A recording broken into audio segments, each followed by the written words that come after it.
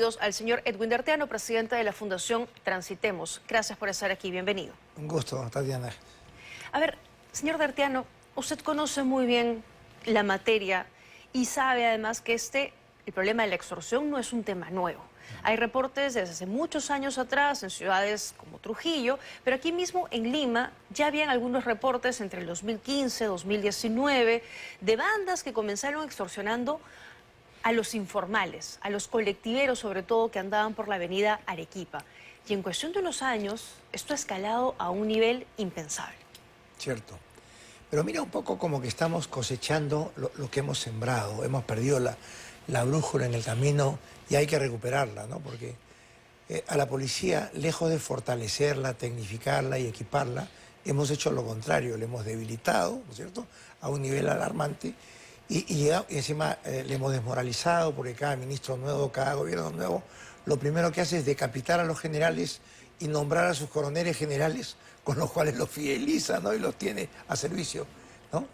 Y entonces, como hemos llegado a la conclusión de que la policía no está en capacidad de resolver el problema, hemos reinventado los serenos, ¿no? Entonces, todas las municipalidades tienen tremendos presupuestos para mantener 200, 300, 500, dependiendo de la municipalidad. Ahora en el camino veía que la municipalidad del Rímac, un distrito importante, ya hace 2 meses que no le paga a los serenos, ¿no?, porque no tiene presupuesto. Entonces, como los serenos y los policías tampoco resolvieron el problema, las empresas se han llenado de vigilantes, ¿no? En vez de tener 1 o 2, tienen 10, 12, 13 puestos de vigilancia.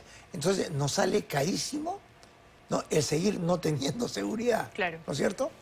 La policía tenía un área de investigaciones que era importante, que lo demostró cuando vencimos al terrorismo, fue justamente por inteligencia, ¿no? No se persiguió pues, a Abimael a balazos por la calle, sino supieron cómo llegar a él, cómo seguir a su entorno cercano, ver la basura, si está, en fin, lo que ya sabemos, ¿no es cierto? Eso es como que ya no existiera, ¿no? La policía ha quedado sin ese equipo tan eficiente y eso nos pasa factura ahora, ¿no? ¿Cómo capturar esto? ¿No? Lo que uno lee es que estas son bandas de estos, en su mayoría venezolanos, gente básica, elemental, su lenguaje pues es primitivo, son matones, ¿no? O plata o plomo, ¿no? Y como son muchachos, quieren demostrar de que no están mintiendo y le están dando plomo, ¿no? Primero estaban extorsionando a los gerentes, a los dueños de los buses, y como eso no les dio mucho resultado porque se mudaban, se movían, dicho, vámonos contra los choferes, ¿no? Claro. Y como en otras oportunidades que hemos conversado contigo acá sobre el tema del transporte, el transporte urbano está muy lejos de ser una actividad eficiente y rentable. Sí, sí, ¿no? pero a ver, pero se ha vuelto peligroso por lo que usted dice, ¿no? O sea, atacaban primero a los gerentes de las empresas, porque claro, soltaron de los informales a los formales, y como los gerentes muchas veces se desaparecían, ¿no?, se escondían, iban directamente contra los choferes, los cobradores, pero cuando estaban en plena ruta. Ya han atacado unidades con pasajeros adentro y claro, si tenemos más de 20.000, 20 y tantas mil unidades de transporte público dando vueltas por toda la ciudad, esto se vuelve un botín importante. No, son más de 30.000. Más de 30.000. ¿no? Y son 250.000 taxis. O sea, claro. Esto va a convertir, si no se frena, esta es una pandemia que ahora está afectando el transporte. Ojo, que el transporte mueve al Perú, ¿no es cierto? O sea, no estamos hablando simplemente del problema del transportista, porque a la hora que 2 o 3 compañías de buses deciden dejar de trabajar, riegan un montón de pasajeros en la ruta que nadie los va a recoger. ¿no es Es lo que pasó la semana pasada, ¿no? Ahora han comenzado con el transporte urbano, ¿no es cierto? Mañana irán pues con el transporte interprovincial. El transporte de carga ya también está hackeado, ¿no? Los transportistas que trabajan en los puertos cuando salen con mercadería valiosa como computadoras o relojes, son seguidos por la banda, secuestran al camión con chofer y todo, lo llevan a un descampado, hacen el transbordo y se llevan toda la carga. Claro. ¿no? ¿Sabe? Juan Pablo León, que es periodista del comercio, sabe mucho del tema, lo ha seguido desde hace muchos años, comentaba algo importante, algo interesante. Decía, en Chile, en Argentina, por ejemplo, no hay extorsión al transporte público formal, básicamente porque ahí el dinero, o sea, la gente paga el pasaje a través de tickets electrónicos, no hay fuga de dinero. Acá, en cambio, por ejemplo, vienen, como decía usted, le cobran directamente al chofer y el chofer saca sencillo, paga la extorsión y sigue su ruta. Qué distinto, sin irnos tan lejos, ¿no? Claro. Cómo funcionan y nos hace pensar que la propia forma en cómo está operando el transporte en la ciudad ha dejado una puerta abierta para la delincuencia. Total. El problema es un poco qué hacemos mañana, ¿no? Porque el diagnóstico como que ya lo tenemos. Entonces acá, si no se ponen de acuerdo el Poder Ejecutivo, el Legislativo y el Judicial, con Fiscalía incluida, ¿no es cierto? Y que todos tengan el mismo norte, parece que no tienen el mismo norte. Lo que vemos en las noticias es el policía captura al delincuente, el fiscal tiene a bien no acusarlo, si lo acusan, el juez lo suelta. Entonces, así no vamos a combatir. Este es un problema grave. Acá tenemos que seguir la experiencia de países que han logrado derrotarlo, como El Salvador. Bukele ha logrado. Estos son un juguete al lado de los maras, ¿no? Los maras en El Salvador eso sí era una banda recontra criminal, y a la hora que ha demostrado, cuando se pone empeño, se pone técnica, ¿no? Se hace una estrategia bien hecha, en menos de un año volteó la situación. Ecuador les ha declarado la guerra, ¿no es cierto? Basándose un poco, claro, ¿no? Ya está implementado. Ciudades en Estados Unidos están hasta acá de los venezolanos, esto del tren de Aragua, ¿no? Sí. Que impunemente se transitan por una ciudad secuestrando, robando, extorsionando, ¿no? Es increíble. No hay que permitir que esto siga creciendo. Y ya calificaron la organización como terrorismo transnacional, además, claro, ¿no? En Estados claro. Unidos. O sea, ya la calificaron. Es una exportación de Venezuela. No, es terrible, ¿no? Ahora, lo cierto también es que aquí hay muchas organizaciones peruanas que han aprendido ese tipo de ferocidad, que reclutan además algunos de estos sicarios, extorsionadores, que vienen también, que han venido de otros países, pero a veces también la cabeza es peruana. O sea, hay de los dos lados, y la criminalidad se ha expandido muchísimo en diferentes distritos del país, muchos de ellos que hoy están bajo el estado de emergencia. Respecto al tema del transporte, hay muchas cosas que también hemos comentado con usted que se han ido normalizando, ¿no? Como el hecho de tener que subirnos a diario en una combi, como el hecho de tener que esperar varias horas para poder llegar a nuestro destino, de ver accidentes, de ver que la gente maneje mal. Pero las extorsiones no deberíamos llegar a normalizarlas como hemos normalizado todo lo mal que está en el tránsito en la ciudad. La resignación, pues, del peruano es motivo, yo creo que de estudio, ¿no? Qué fácil la gente acá se resigna. El transporte está como está porque ha sido producto de una negociación de autoridades con transportistas, cada una buscando su beneficio, y nadie se ha preocupado de la razón de ser del transporte, que es el transportado, ¿no? Si no hubiera transportado, si no hubiera pasajero, no existiría el transporte. Pero el pasajero no exige calidad, no exige menor tiempo de viaje, no exige seguridad. Se acomoda, y hacemos bromas, ¿no? Hacemos memes, hacemos bromas. De esa manera desfogamos nuestra insatisfacción. Pero ahora sí se ha visto, parece, algo distinto con el tema de seguridad, ¿no? Se lo digo porque la semana pasada que la ciudad entera paralizó por esta protesta de los transportistas, la gente que estaba evidentemente mortificada porque no puede llegar a sus destinos, trabajo, hospitales, lo que fuera, entendían la situación. Claro. O sea, entendían el problema, que el reclamo era justo y decían, bueno, sí, hoy no puedo llegar a tiempo, pero sí se necesita seguridad, porque ellos mismos no se sienten seguros al subirse a un bus o al subirse a una combi, ¿no? O sea, si el reclamo es justo. El tema es quién lidera esto, ¿no? Hace unos años, cuando se puso de moda los robos de autopartes, ¿no? Tú dejabas tu carro cuadrado en la calle y te habían robado el espejo, la llanta, lo que fuera. Un barrio me llamó la atención. Fui a una reunión en una oficina en San Antonio y de repente escuché silbatos, y en la misma oficina donde yo estaba la gente comenzó a tocar silbatos y Ellos todos mismos salían a la calle con un palo, con un bate de béisbol, y agarraban a palazos al ratero que habían detectado que venía corriendo, ¿no? Entonces, obviamente los rateros dejaron de robar ahí, porque decían, este barrio loco te agarran a palazos. Claro, se organizaron, ¿no? Entonces, ¿quién va a liderar esto? ¿Quién va a organizar la sociedad civil para que se sume, para que delate, para que denuncie, ¿no? Claro. Para que participe? Si van a esperar de que sea el policía de la comisaría, le queda grande el saco, ¿no? Vamos a preguntarle esta pregunta al señor Renzo Reyardo, que ya nos acompaña también en ese enlace, se suma a la conversación, está como encargado del despacho municipal. ¿Cómo está, señor Reyardo? Buenas noches. Tatiana, buenas noches. Un saludo también al señor Dertiano. Renzo, ¿cómo estás? Que no veo ya hace algunas semanas que estuvimos ahí en la Municipalidad Metropolitana. Sí. A ver, señor Reyardo, le traslado la pregunta que se hacía al señor Dertiano. Usted estaba escuchando nuestra conversación. ¿Quién va a liderar este gran problema que tenemos hoy en la ciudad? A ver, sí, hay muchas interrogantes que se hace la población. Estamos todos consternados y muy mortificados con lo que viene sucediendo en nuestro país, no solamente en nuestra capital. Y acá hay una palabra clave, y te escuchaba hablar con el señor Bertiano, referido a las experiencias de otros países, y esa palabra se llama liderazgo. Es decir, el gobierno y la presidencia de la República, que es la más alta autoridad del Estado, tiene que asumir ese rol de liderazgo que los peruanos seguimos esperando. En julio del año 2023 yo le hice llegar a la presidenta de la República una serie de pedidos y de planteamientos, y que además lo trasladé a algunas sesiones del CONASEC, del Consejo Nacional de Seguridad Ciudadana, en el sentido de la creación de una Secretaría Nacional, de una instancia del más alto nivel que dependa directamente de la Presidencia de la República, para que precisamente sea el ente articulador entre todas las instituciones del Estado.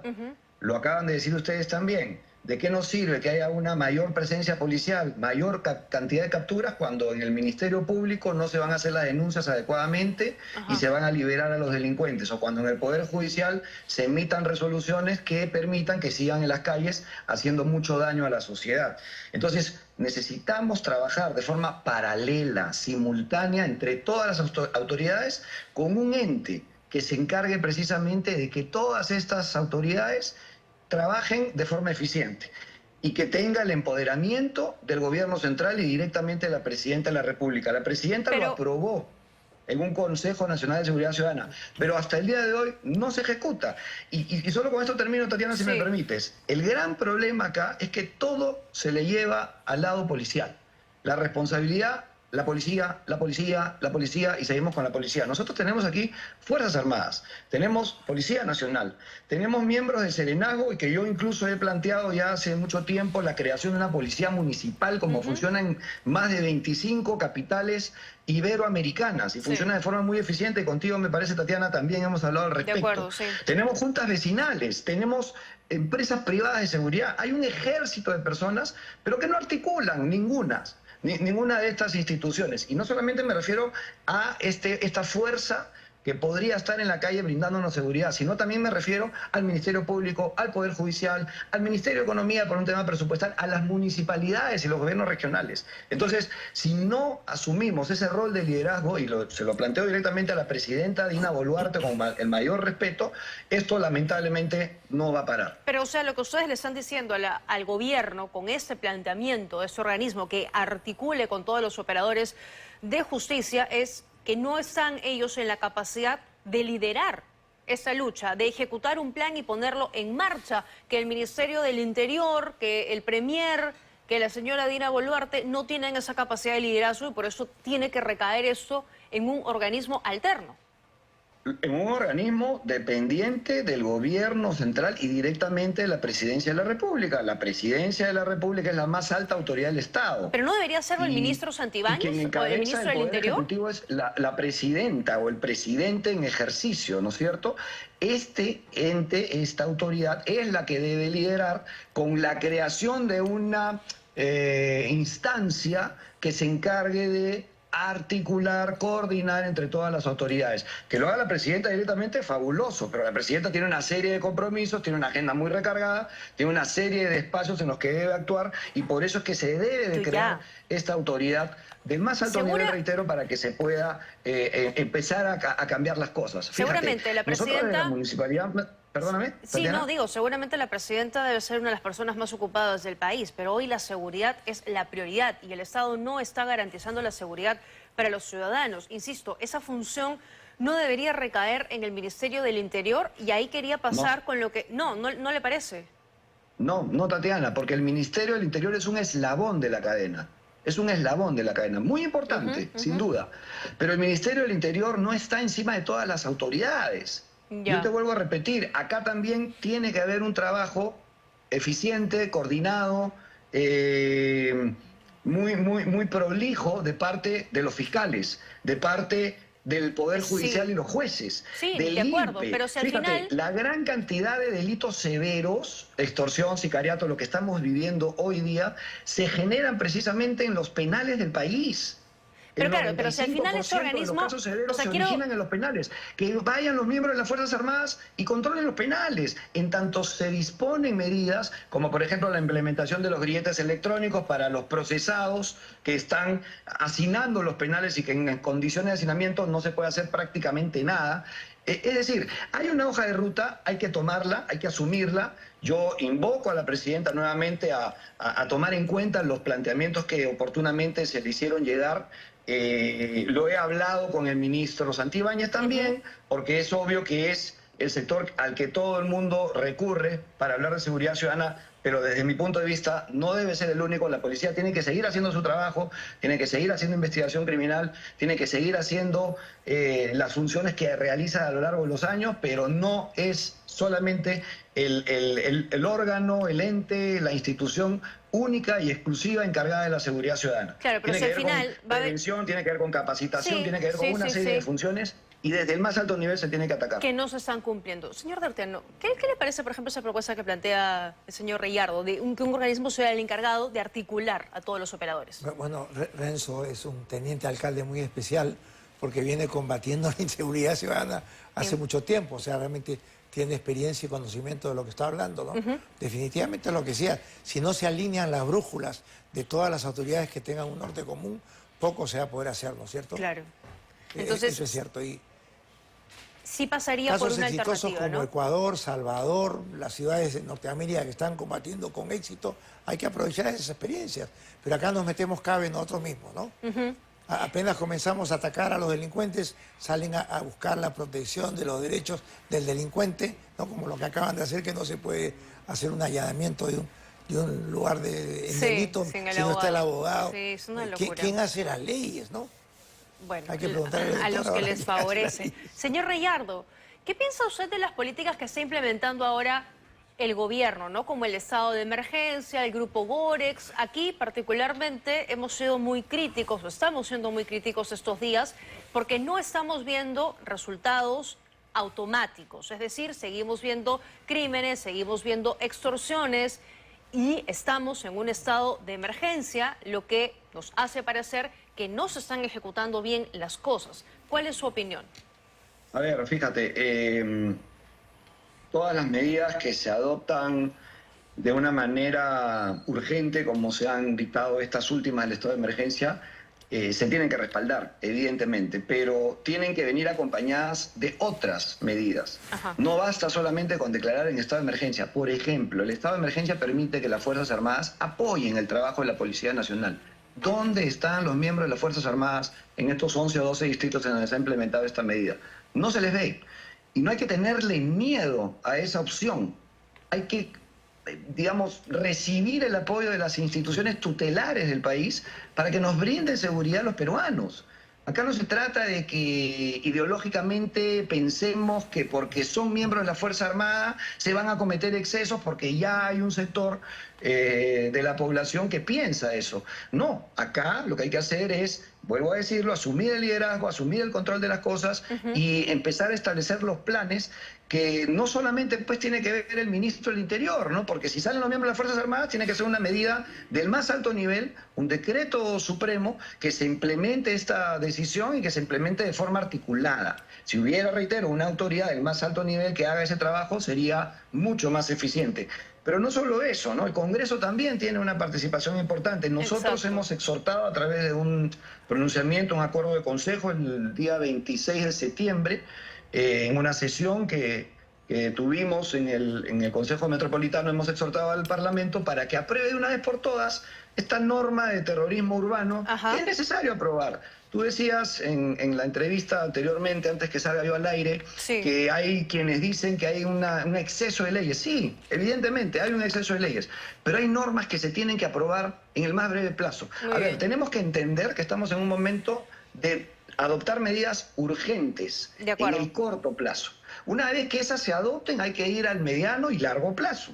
En el corto plazo hay que hacer varias cosas, el estado de emergencia, la salida de los militares, el crear esta organización, en fin, hay que adoptar medidas que apunten a solucionar el problema, De acuerdo. a brindarnos seguridad y a empezar a generar confianza en nuestras instituciones. Muchas gracias, señor Reyardo, y lo invitamos también a que nos acompañe aquí en el estudio para poder hablar mucho más sobre ese y otros temas que le competen a la municipalidad. Muy Con mucho gentil gusto, por si habernos me permites atendido. brevemente, Tatiana, para comentar rápidamente. Sí. Nosotros como Municipalidad Metropolitana de Lima estamos asumiendo también una función importante en ese aspecto, no solo en lo normativo, a través de aprobaciones de iniciativas legislativas como la ley que modifica el Código Penal con la finalidad de establecer el delito de terrorismo urbano al que me refería hace un momento, que va un año en el Congreso y no se aprueba.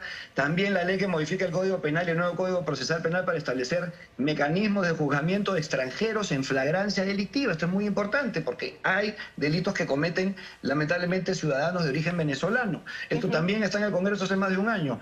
Ley que modifica el nuevo Código Procesal Penal. Todo eso lo hemos aprobado en el Consejo. Muy El bien. decreto legislativo que incrementa el uso de la vigilancia electrónica. Y también una más, la ley que agrava las penas respecto a los delitos contra la administración pública cometidos por funcionarios de elección popular. Y no solamente eso, sino hemos aprobado y venimos aprobando ordenanzas que tienen que ver De también acuerdo. con el control Muy bien, señor Reyardo. de la situación en Por eso nuestras le digo, calles, lo que invito ya acá, después lo invito al habrá más estudio y aquí tiempo para conversamos poderlas, largo y detallar. tendido sobre ese tema. Gracias por habernos acompañado. Muy buenas noches. Muy bien, Renzo Reyardo, entonces, y seguimos aquí en la mesa. Estamos conversando con Edwin Derteano y se nos ha sumado también el abogado penalista Julio Rodríguez. ¿Cómo estás? Gracias por acompañarnos. Un placer para mí, Tatiana. Muy buenas noches. Buenas noches. Muy bien, bueno, vamos a hablar sobre el tema que ya veníamos desarrollando en materia de seguridad y eso que también ponía sobre la mesa el señor Reyardo, y es las leyes. Ley de crimen organizado que están pidiendo que se derogue y la ley de terrorismo urbano. No sin antes escuchar al señor Martín Valeriano, representante de ANITRA, la Asociación Nacional de Integración de Transportistas, que anunció que el jueves no hay paro, pero está pidiendo una serie de cosas, entre ellas la derogación de una ley. Lo escuchamos. Hermanos transportistas se quieren levantar, pero llamamos a la calma. Hay que tomar decisiones firmes, en conjunto, en unidad, porque vivimos en un país en este momento que todos corremos peligro. Hacemos un llamado a todas las organizaciones de diferentes sectores, ¿no? Llámese panadería, los bodegueros, todas las organizaciones sociales vivas a sumarse a este comité de lucha, de negarse nuestro pedido al Congreso de la República con relación a esta derogatoria de esta ley. Nos vamos a un paro nacional. También comentaba él que debía derogarse la ley de crimen organizado. ¿Usted comparte esa opinión, señor Derteano? Por lo que tengo entendido, ya el doctor nos aclarará un poco más, le han quitado contundencia, ¿no?, a la lucha contra estos delitos. Yo comentando adicionalmente a lo que decía Reyardo, hace unos años conversaba con el presidente de la Asociación de Empresas de Seguridad, los vigilantes, y habían pedido al Ministerio del Interior que pudieran tener un canal de comunicación directo con la policía, porque los vigilantes están en las esquinas, en la calle, en el tío, entonces pueden comunicar. Y no sé cuál fue el motivo, pero no aceptó el Ministerio el tener esta valiosísima. Son miles de vigilantes a nivel nacional, más equipados que la policía muchas veces, y no se quiso aprovechar este rápido canal de comunicación. Hay varias buenas por temas ideas. de secreto, de temas de inteligencia, por decir así. Hay ¿no? varias buenas ideas que no se ponen en práctica, ¿no? Doctor Rodríguez, se está proponiendo que se derogue la ley de crimen organizado. Recuérdenos los perjuicios que ha traído para la lucha contra el crimen organizado esta ley que está vigente. A ver, Tatiana, a veces hay que decir las cosas como son, aun cuando desde un punto de vista no sea muy popular. ¿La ley tiene problemas? Sí, sí tiene problemas. Lo hemos conversado alguna vez. El problema no está en el diseño del delito. Ahí no está el problema de la ley. El problema de la ley está, como seguro lo has escuchado también al doctor Chávez Cotrina, en el aspecto procesal. Lo que hemos visto en diligencias recientemente. Una diligencia de allanamiento que no se efectiviza porque no está el abogado o porque la persona no autoriza el ingreso, ¿no? Entonces, esa parte definitivamente es un obstáculo, porque lo que va a evitar es que ese tipo de medidas que son urgentes, que tienen que ser sorpresivas, que no pueden avisarse, se acaban avisando, y eso permite válidamente en esas circunstancias evitar que ingresen y de esta manera, ¿no?, destruir elementos de prueba que son los que busca la Fiscalía. ¿Ese aspecto de la ley está mal? Sí, desde el día 1 lo dije. El otro aspecto de la ley que me establece rigurosidad para ver cuándo es que atribuyo crimen organizado, eso es correcto. Porque ya hemos visto casos donde juntaban 3 personas y le imputaban crimen organizado. Exacto. Y ahí no había crimen organizado. Había coautoría de delitos. Podíamos hablar eventualmente de banda. Pero no estamos hablando ahí de crimen organizado. Pero delitos como extorsión, que el que estamos viendo ahora mismo, ya no son considerados como crimen organizado, ya no se pueden investigar. No, ¿quién ha dicho eso? Sí se pueden investigar Claro que bajo esa sí, naturaleza, pero no obviamente. tienen que responder a una cadena de valor. Y claro que sí, ya lo especificó la Fiscalía en un caso que fue el caso de los dinámicos del centro y estableció cuál es el concepto de cadena de valor que extraen del ámbito administrativo. Y le rechazaron el pedido de archivar el caso. Es decir, eso es absolutamente falso. Ya. Lo que pasa es que el desconocimiento profundo del derecho penal y de la interpretación que tiene que tener la norma lleva a dar afirmaciones que son absolutamente vacías, sin ningún contenido semántico.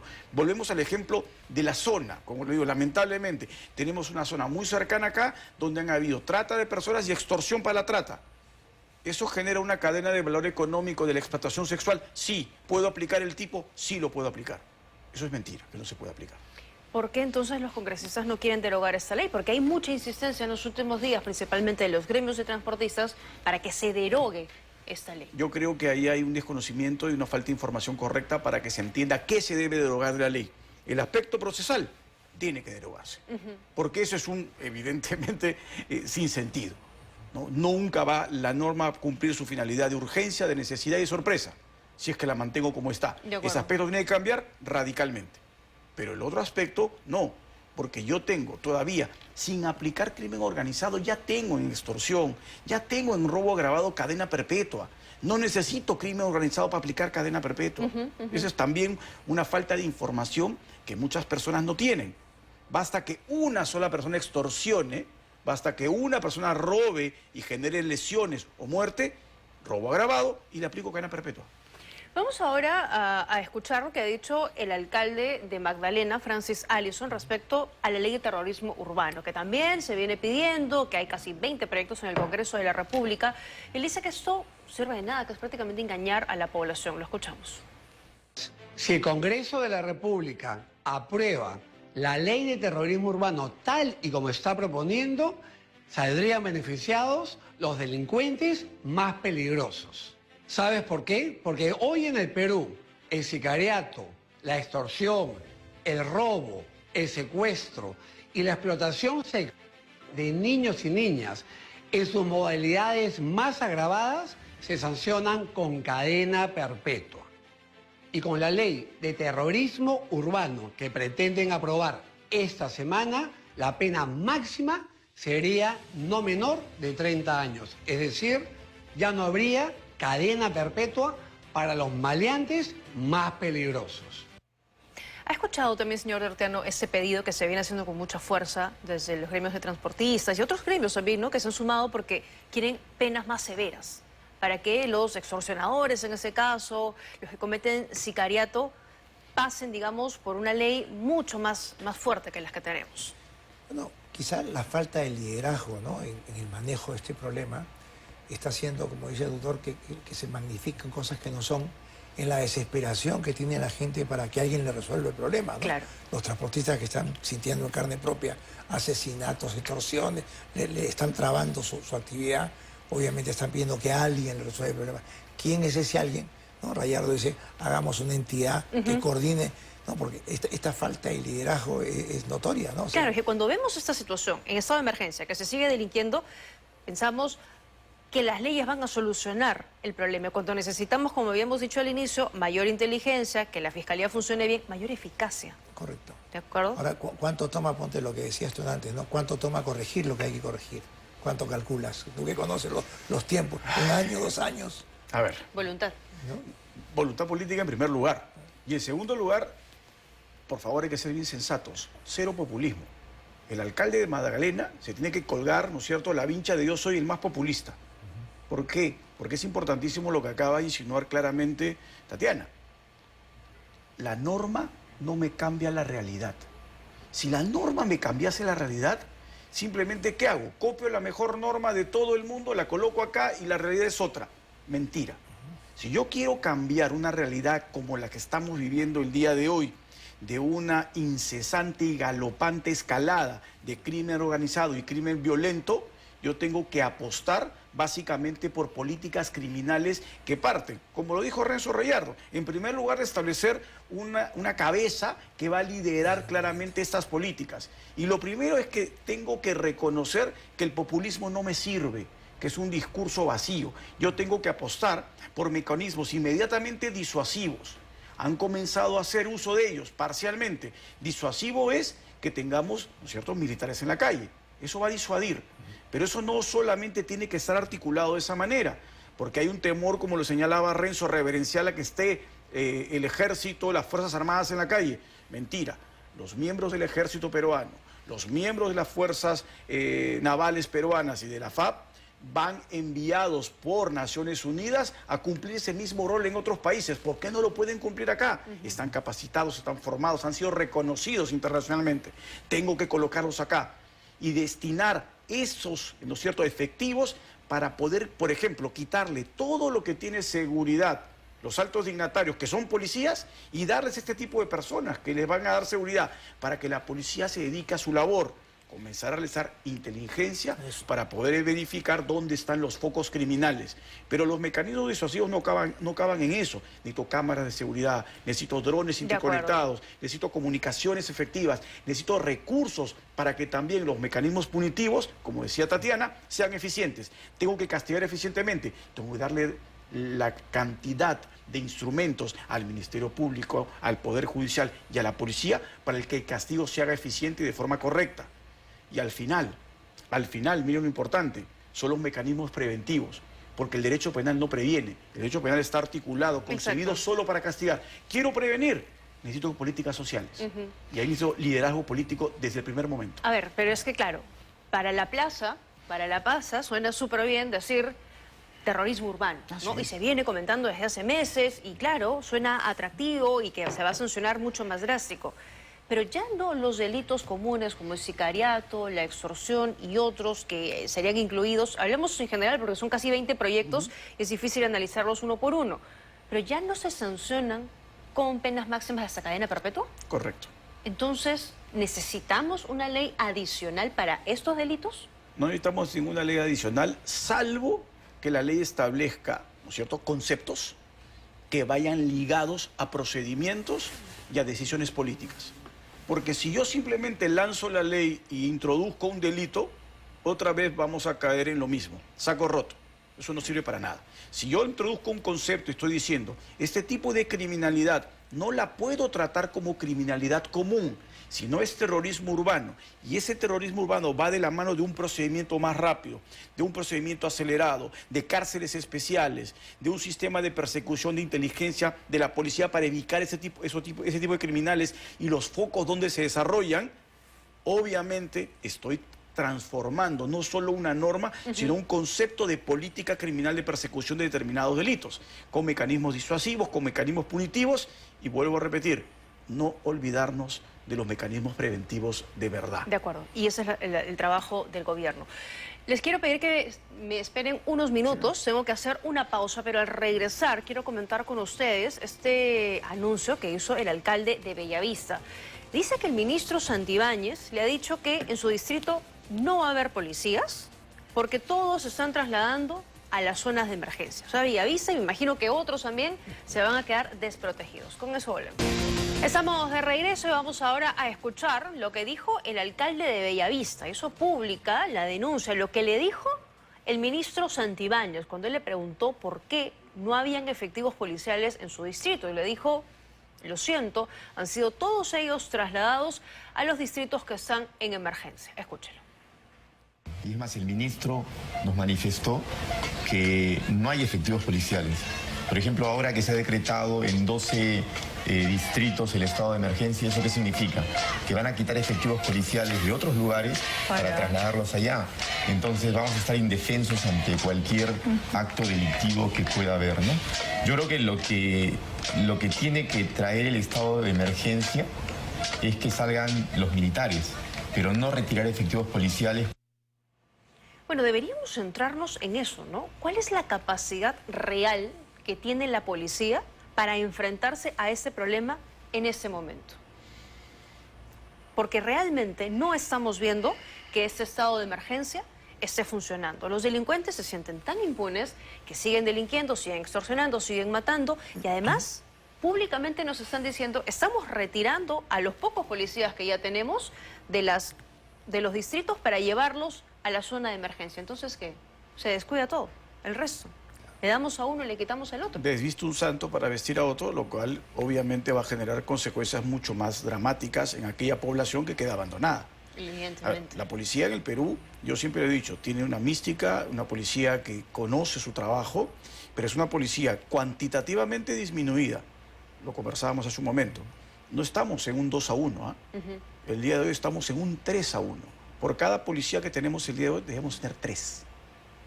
Esa es la realidad. Eso en cantidad. Ahora, en equipamiento. Y en equipamiento estamos ahí definitivamente por debajo de... O sea, los delincuentes están más armados que la policía. Y además, el policía cuando tiene que entrenar, ¿qué tiene que hacer? Pagar sus balas. Sí, o sea, ese es un despropósito. Entonces, lejos de estar pensando en permanentemente ganarme mi banderita, yo soy el rey del populismo sacando mi norma, debemos estar pensando en cómo obtener los recursos suficientes y dotar a la policía de lo que necesita para combatir eficientemente la criminalidad. De la misma manera, dar los recursos para que el sistema de justicia actúe rápido. Y de la misma forma, no olvidarnos, a ver, los países que de verdad han prevenido los delitos, de verdad, en lo que pensaron desde el día 1, es no solo articular todas estas políticas, sino destinar la mayor cantidad de gasto posible a algo que nos puede convertir en un país no solo del primer mundo, sino un país menos violento, educación. Exacto, exacto. Hay dos cosas que tienen los delincuentes, ¿no? Balas y motos.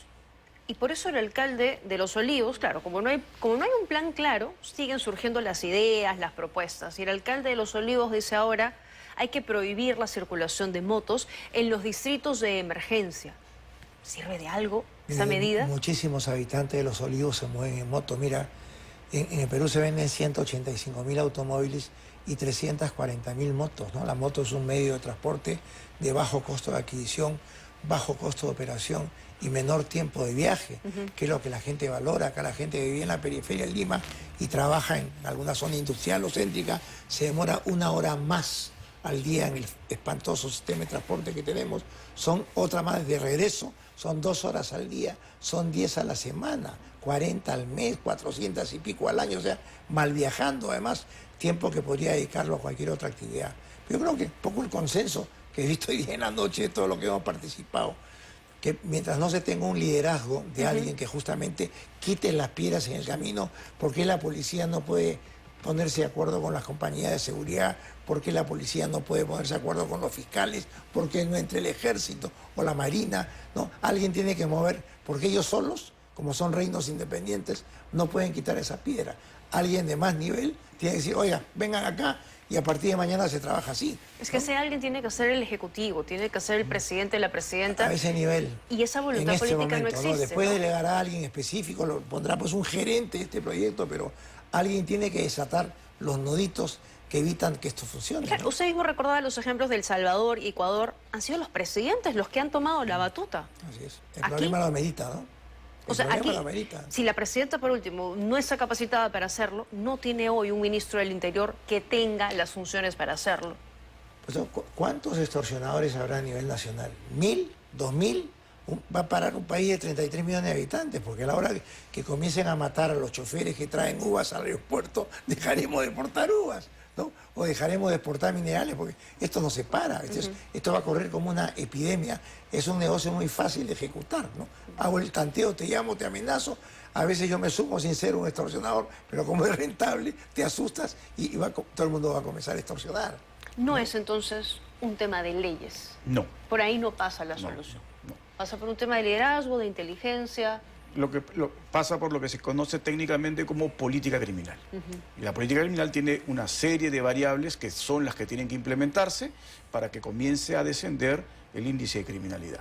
Si yo no tengo una adecuada política criminal bien estructurada, adecuada a nuestra realidad, obviamente vamos a ir de tumbo en tumbo fracasando con todos estos parches que buscan darle a las normas, vuelvo a decir, para lo mismo, para generarse un baño de popularidad, pero no para resolver el problema de fondo. Es decir, hay una serie de medidas que se pueden hacer, la cantidad es bastante grande, medidas que, vuelvo a repetir, tienen un sinfín de posibilidades, ¿no? La idea de tener mejor control policial, la idea de destinar los recursos a lo que realmente es importante y trascendental, ¿no? Lo vemos permanentemente y yo cuando lo comento en clases se lo digo a mis alumnos. Destino el gasto en la policía para que la policía se pare en un punto, por ejemplo, el día de hoy en la Costa Verde para controlar que vayan a 40 kilómetros por hora. O sea, ¿qué están buscando con eso? Cuando en otras avenidas donde hay más lamentablemente resultados fatales no hay ningún tipo de control y hacen todo lo que quieren. Es decir, busco controlar en donde busco obtener un recurso porque esa papeleta es recaudación. Estoy pensando en facilismo, en simplismo y no en el problema de fondo. De acuerdo. Y si el Estado no cambia esa lógica, evidentemente, ¿no?, la delincuencia nos va a comenzar a desbordar mucho más. De acuerdo. Gracias, doctor Rodríguez, por habernos acompañado. Gracias, señor Tatiana, también por habernos acompañado. Nosotros hacemos